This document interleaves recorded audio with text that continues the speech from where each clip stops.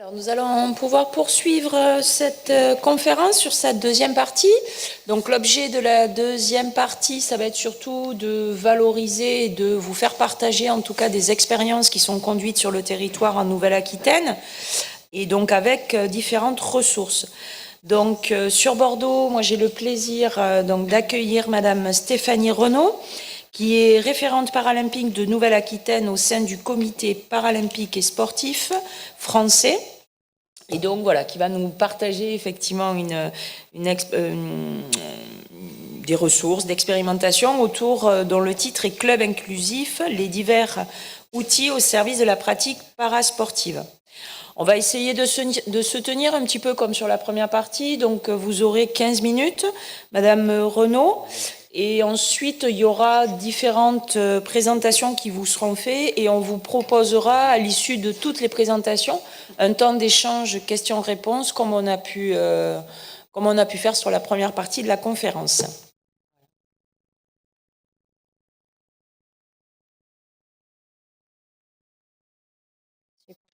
Bonjour à toutes et tous. J'ai une tablée qui est plutôt dynamique et de bonne humeur, ça fait plaisir. Donc moi, je vais vous présenter rapidement quelques ressources qui existent et qui sont au service de la pratique parasportive sur le territoire néo-aquitain. À savoir que ces ressources-là ne seront pas exclusives parce que ni exhaustives. Il y en a plein d'autres qui existent, mais on ne pourrait pas toutes les citer aujourd'hui. Il y a de multiples acteurs qui œuvrent sur ça. Donc l'idée, c'est d'en prendre 3 et j'en ai sélectionné selon des objectifs spécifiques. Avant toute chose, je vais commencer par qui est-ce qui est en train de vous parler. On vous a dit que j'étais référente pour le comité paralympique et sportif français. Aujourd'hui, le comité paralympique et sportif français, c'est peut-être pas une instance qui parle à tout le monde, mais c'est l'instance du mouvement sportif qui coordonne, anime et représente en fait l'ensemble des acteurs qui présentent, qui proposent une offre, qu'elle soit compétitive ou non compétitive en loisir, une offre sportive à destination des publics qui sont en situation de handicap. Donc on fait un petit pas de côté par rapport à ce qui a été présenté sur la première partie et on va vraiment être focus sur les publics en situation de handicap. Donc quand on entend parasport, paralympique, handisport, sport adapté, je voulais juste vous repositionner ces 4 termes pour qu'on soit clair sur la suite de la présentation. Parasport, ça va être tout ce qui est sport qui est proposé pour tout public en situation de handicap, peu importe la déficience, peu importe la pratique sportive, qu'elle soit compétitive ou non. C'est l'ensemble des champs des possibles. Paralympique, ça se résume et ça se réduit à ce qui est présenté sur les Jeux paralympiques. Vous n'êtes pas sans savoir que nous les accueillons d'ici quelques jours sur Paris et ça va vraiment être les épreuves qui sont là-bas. Handisport et sport adapté, ça va être 2 fédérations spécifiques, donc des fédérations au même titre que toute fédération sportive, mais ces 2 fédérations sont spécifiques et œuvrent uniquement, exclusivement sur les publics en situation de handicap, chacune selon leurs compétences et leurs délégations, au regard des publics en situation de handicap mental ou psychique pour sport adapté et troubles du spectre autistique, et pour les handicaps moteurs, physiques et sensoriels, pour tout ce qui est du champ des handisports. Vous avez avec nous aujourd'hui Bastien qui est sur la Fédération française sport adapté au niveau de la Nouvelle-Aquitaine, donc si jamais vous avez d'autres questions, vous pouvez aussi échanger après avec lui. Donc, au niveau du comité paralympique, à date 43 fédérations membres. Je vous mets la diapo juste parce que c'est un rebond sur un dispositif qui va vous être présenté après. On est sur le territoire français inscrit dans le cadre du Code du sport depuis 2015, mais on est le représentant aussi à l'international au niveau de l'International Paralympic Committee. Donc c'est une reconnaissance qui est internationale et nationale, qui est portée sur le territoire. Une mission double, une qui concerne vraiment la pratique compétitive et tout ce qui va être sur les jeux avec la composition de la délégation, pas ce qui nous concerne aujourd'hui, et une qui va être vraiment territoriale avec tout ce qui est accompagnement des acteurs pour développer la pratique sportive. Donc c'est le rôle des référents en territoire, comme moi-même ou comme mon collègue Maxime qui est avec moi sur le territoire néo-aquitain. Je passe assez vite sur la présentation parce que c'était juste pour vous contextualiser. Notre rôle en territoire, ça va essentiellement être le développement, la structuration, accompagné d'un plaidoyer pour défendre aussi les pratiques parasportives, les amener à se développer, à faire comprendre que c'est possible en sécurité, qu'il n'y a pas de risque là-dessus, qu'on peut aller dans le cadre de l'animation d'un réseau, et c'est représenter un petit peu ce mouvement parasportif dans l'ensemble des instances qui peuvent être mises en place sur le territoire régional. Les bienfaits de la pratique pour les personnes en situation de handicap, je ne vais pas m'y attarder dessus, mais on retombe sur une pratique sportive qui est importante et qui développe des compétences pour tous, qu'on soit ou non en situation de handicap. Sauf que dans le cadre d'une configuration où on peut avoir des capacités limitées, ça permet d'acquérir des compétences qui sont transposables dans la vie de tous les jours et donc de gagner en autonomie. Ce qui est une plus-value pour les publics en situation de handicap pour aller sur un gain d'autonomie et une inclusion plus totale au niveau de la société. Je vous ai remis la petite carte de l'état des lieux. Ça a été réalisé en 2021 à la déclinaison territoriale du comité paralympique. Ça représente un petit peu la pratique des publics sur notre territoire néo-aquitain, à savoir que c'est le ratio entre le nombre de licenciés, donc qui sont dits des fédérations spécifiques en e-sport et sport adapté, au regard du nombre de bénéficiaires d'allocataires. Donc on est sur une moyenne au niveau de la Nouvelle-Aquitaine sur 89 bénéficiaires des allocations qui sont en pratique sportive contre, sur une population générale, 243. Ce qui reste autant l'un que l'autre, j'ai envie de vous dire, un petit peu faible au niveau de l'ensemble. Donc on a une possibilité de progression qui est présente sur l'ensemble des publics.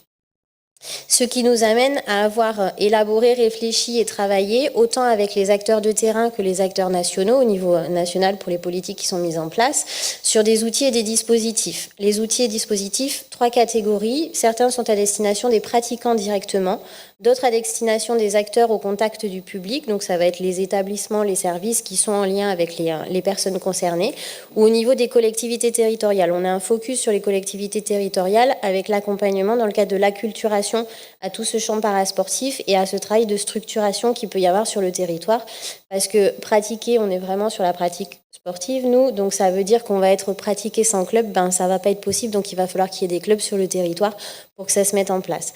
3 objectifs sur les dispositifs que je vous ai extraits pour faire des petits focus dessus. Un objectif de structuration, un objectif d'accompagnement et un objectif de faire connaître. Donc le premier au niveau de la structuration, ça va être le programme Club Inclusif qui est destiné aux collectivités territoriales et qui permet de faire en sorte que tout club ordinaire puisse accueillir et ouvrir ses portes au public en situation de handicap. Donc c'est réussir à amener la pratique dans le droit commun, ça va être notre volonté dans l'ensemble des programmes et des outils, vous allez le voir.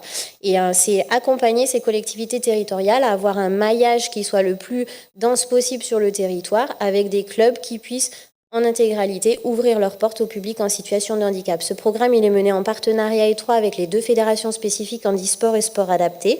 Et il découle d'un constat qui avait été fait et qui avait été quantifié, à savoir que au lancement du programme, il y a un petit peu plus d'1 an et demi de ça, il y a 1,4% des clubs qui se disaient en capacité d'accueillir des publics en situation de handicap.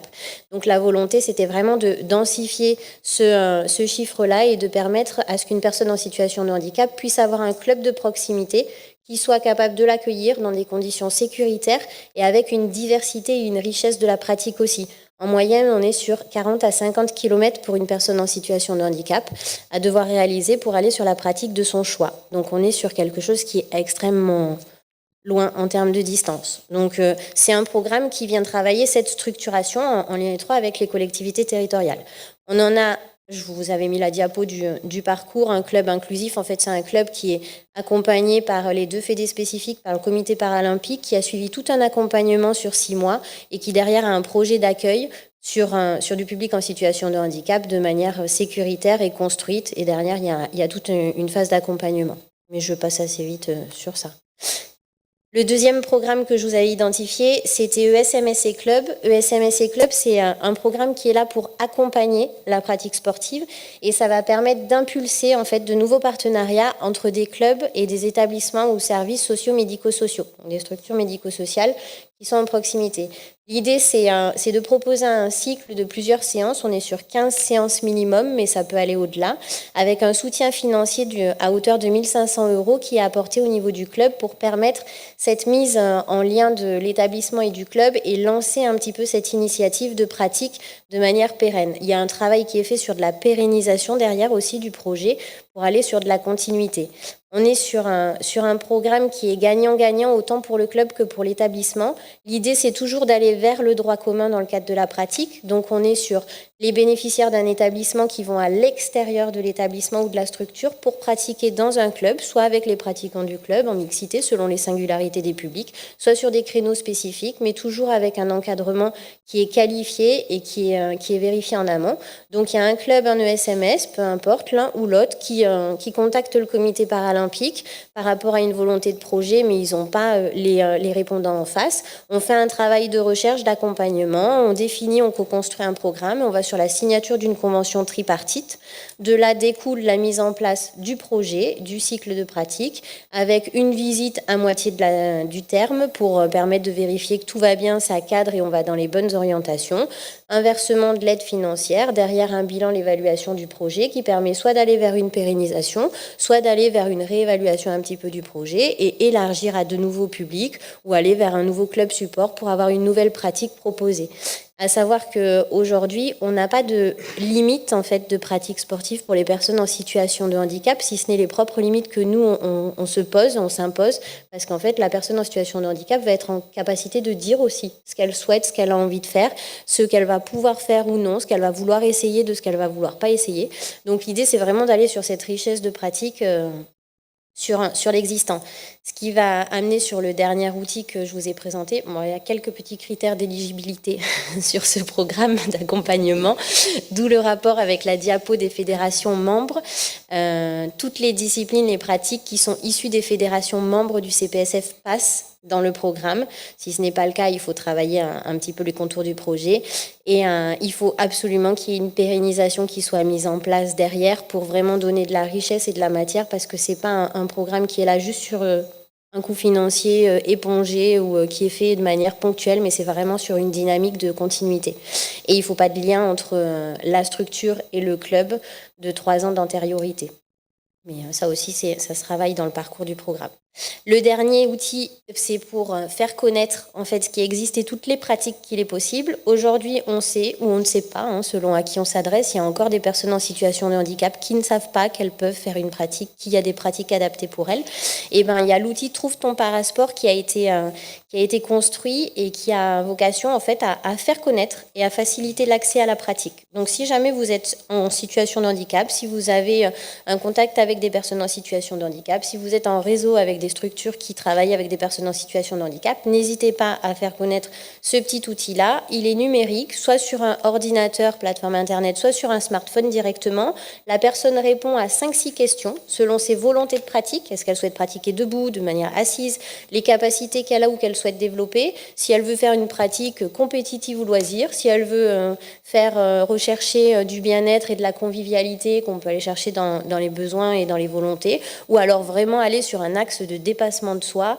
Enfin voilà, il y a 5-6 petites questions qui balayent un petit peu tout ça. Derrière, il y a une petite moulinette qui se travaille et vous avez un classement de l'ensemble des pratiques qui sont possibles et qui sont à disposition des publics en situation de handicap qui ont répondu.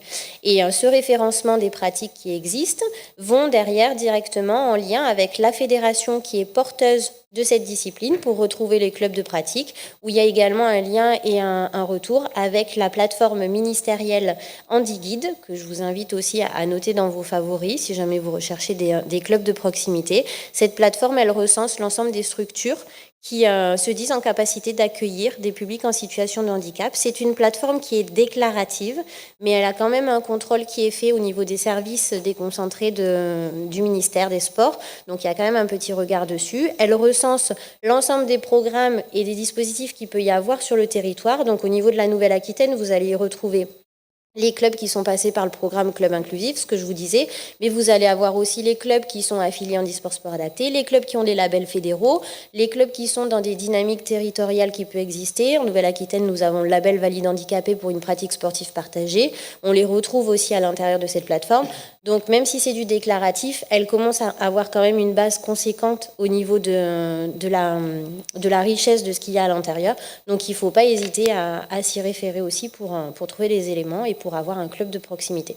Voilà un petit peu les éléments que je voulais donc vous présenter. Je vous ai laissé les coordonnées, les miens et ceux de mon collègue. Nous sommes 2 sur le territoire néo-aquitain et on se partage l'ensemble de la région, donc je vous mets quand même les 2. Et vous avez aussi le site, le lien vers le site internet du comité paralympique où vous retrouvez l'ensemble des ressources et le détail pour aller plus en Très bien. Merci beaucoup, Madame Renaud, pour...